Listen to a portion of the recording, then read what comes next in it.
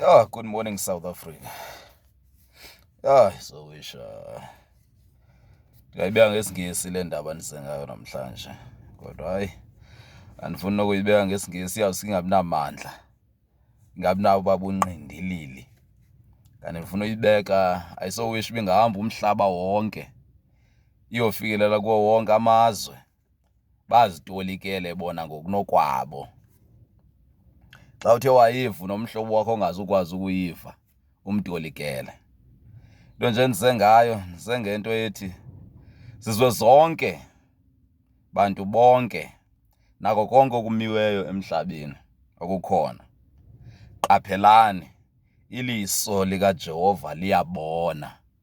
Imvelo, indalo, ijongile nayo. Into yonke enzekayo emhlabeni, into endizanayo namhlanje ndithi qaphelani, ngoba iliso likaJehova liyabona. Ayikho into uSomandla emsithakelayo. Akho nanye into ekhona emhlabeni uJehova emfihlakeleyo. Yonke into kuye ithe tye, iyabonakala, akukho nto singamfihlela yona. Funa ukuthi mhlawumbe noba wenza hlobo lini le nto oyenzayo, mhlawumbe kuyenzeka into yokuba ungumntu onemali zonke, utyebile, unemali. And le mali utyebe yiyo uyazi kakuhle into yokuba kunegazi lomntu elaphalalayo. Kunezinto wazenzayo ezenza uba wena ufumane loo mali unayo. Unendlu onayo ohlala kuyo, indlu kanokutsho. Kodwa wena uyazi kakuhle into yokuba akumelanga uhlala kuyo loo ndlu, ngoba uhleli kuloo ndlu ngenxeni yegazi lomuntu. Ndifuna ukuxelela into eyodwa namhlanje ukuba noba kunjalo iliso likaJehova liyabona. Indalo nayo ijongile.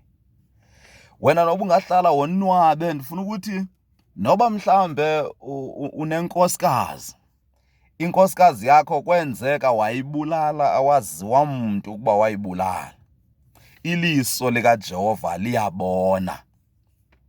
Nokuba mhlawumbe wadivosa, udivosa ngeenjongo zakho, wenza konke okwenzayo, kodwa iliso likaJehova liyabona. Akukho nto imfihlakeleyo uSomandla. Yonke into phambi kobuso bakhe imize. Nale yakho imeko, nantoni na oyenzayo ungumntu ekuvisa kamnandi wena ihlukumeza omnye umntu, ndifuna ukukuxelela into eyodwa ukuba namhlanje iliso likaJehova liyabona. And uSomandla ukujongile, nendalo ngokunokwayo ijongile. Yonke into isekuhleni oyenzayo. Ndithi kuwe nokuba mhlawumbe wenza ntoni oyaziyo yenzayo. Even namhlanje sijongana nobhubhane wecorona. Ukuba ubani uyazi ngayo, thina singazi, sonke sizizizwe ezijongene nalo bhubhane wecorona. Into endifuna ukuyitsho namhlanje, iliso likaJehova liyabona. Yonke into imize phambi kobuso bakhe. Akukho nanye into elifihlakelayo iliso lakhe uJehova. Ndifuna ukuthi kuwe noba singabana sigaxeleka kwi-lockdown, kwenzeka into yokuba kubekho ivaccine ezifakwayo abantu, nantoni na oyaziyo ngezo zinto, zezo vaccine, ukuba ubungozi bazo zintoni, kodwa wena uyifihle ube unento oyaziyo. Ndifuna ukuthi namhlanje iliso likaJehova liyabona, and yonke into imize phambi kobuso bakhe. Akukho nanye into emfihlakelayo yena uJehova. Ungumabona emfihlakalweni, azise ekuhleni. Ngelanga elilodwa usayokuzibeka ekuhleni zonke izinto.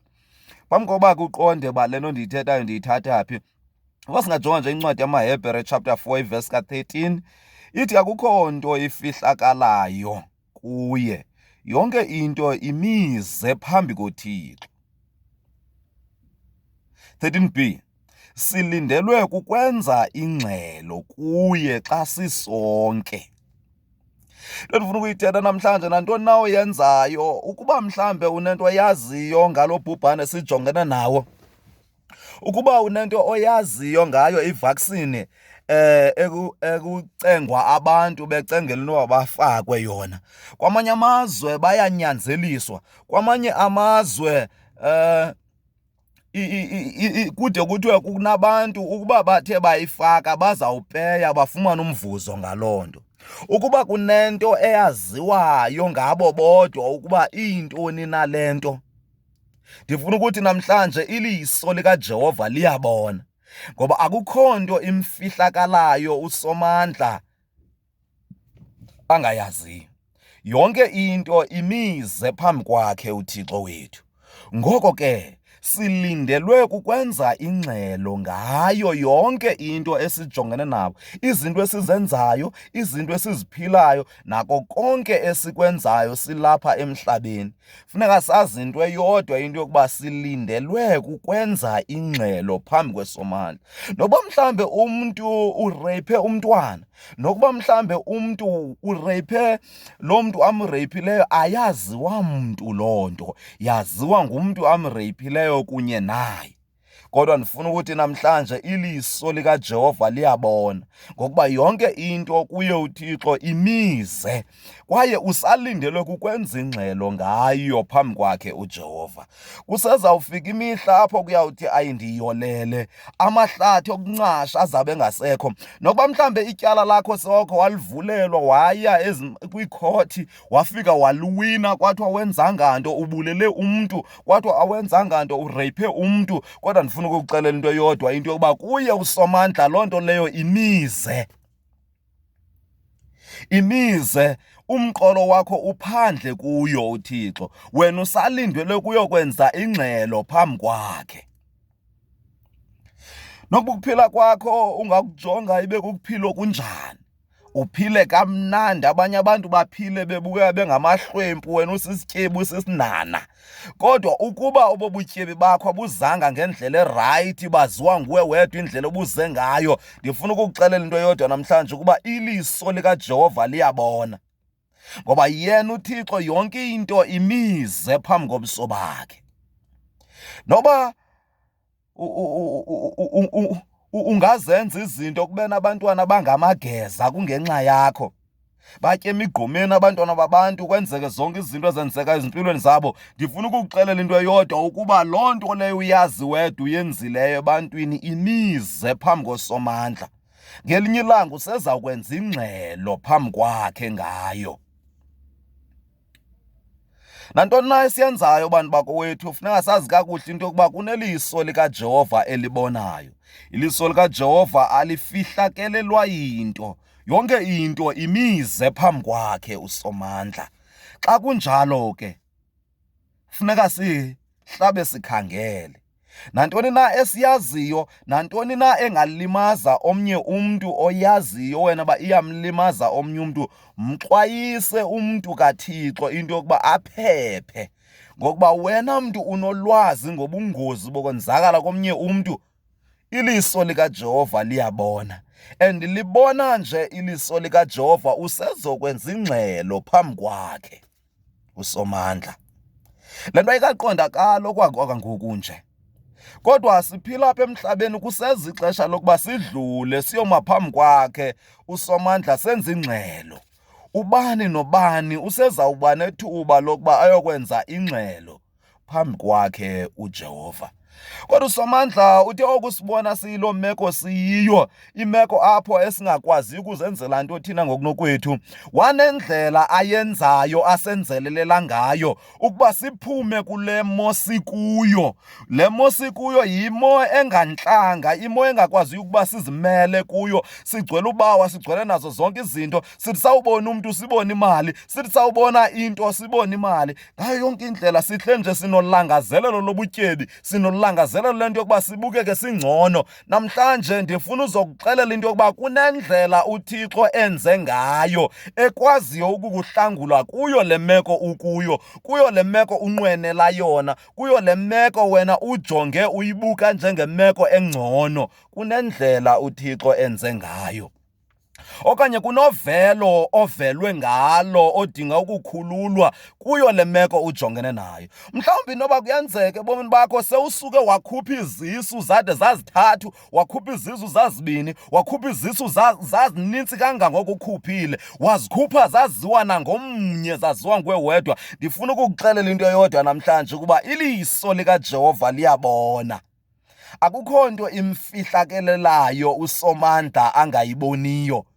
Uyibona sewuyenze uwedwa, uyenze ebumnyameni, uyenze ekukhanyeni, yena iliso lakhe alishiywa nto. Yonke into imize phambi kobuso bakhe usomandla, nawe uze. Akukho nto ungamfihlela yona usomandla uThixo wethu. Ngoko ke sondela kuye uze ungenokungafihlisi, uze ungenalo idyudyu, ngoba yena ulindele ukwenzela inceba nobubele into yokuba akuhlangule uThixo wethu kuso eso simo ujongene naso. Ngokuba igazi lomntu liyakhala kuye usomandla, ngoba wena udala ngamntu.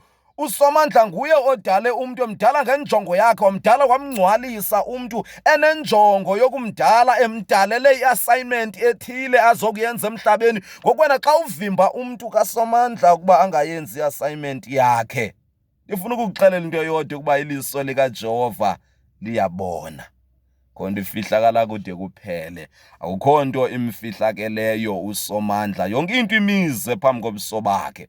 Asiqhubekeke ke xa sijonga uvesi 14, lapho ngoku usomandla enza indlela, umnyinyi wendlela yohlangulo lomntu okwesi simo sonke sendisibizile.